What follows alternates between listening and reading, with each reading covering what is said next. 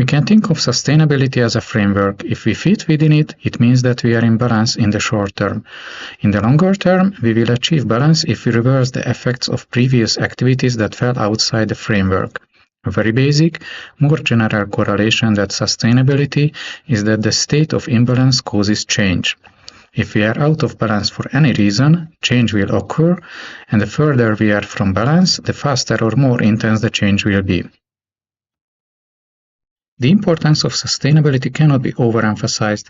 In the medium term, it is the only meaningful consideration. Previously, there were several valid considerations even in the long term.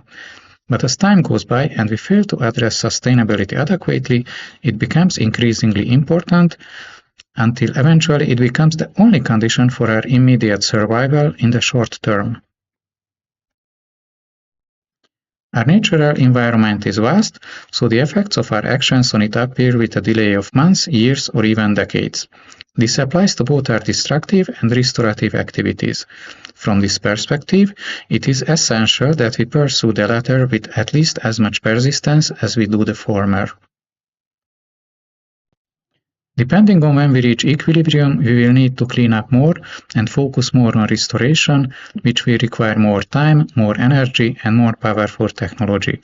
None of these are guaranteed to be available if we take too long to reach equilibrium. We think in short-term goals, which does not help us to enforce sustainability or take it into account. Those who plan for the long term and limit their use of resources accordingly will inevitably fall behind in the competition, which is determined by spot prices, quarterly financial reports, annual dividends, and elections held every few years.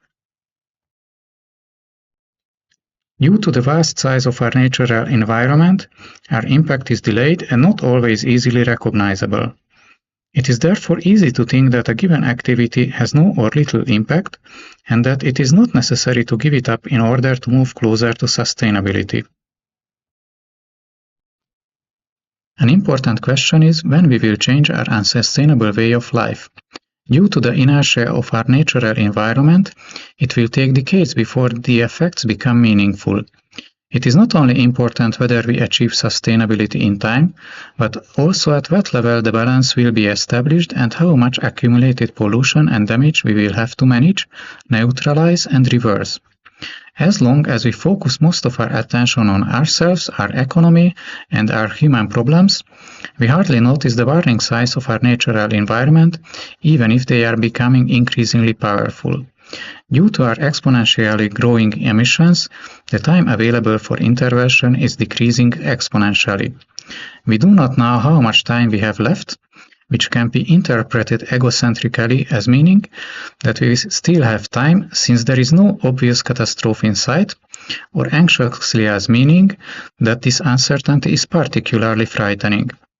When it becomes undeniably clear to everyone that we are in serious trouble, either we will be too late to change our ways due to the delay caused by the size of our natural environment, or we will have to make very drastic changes in a very short period of time.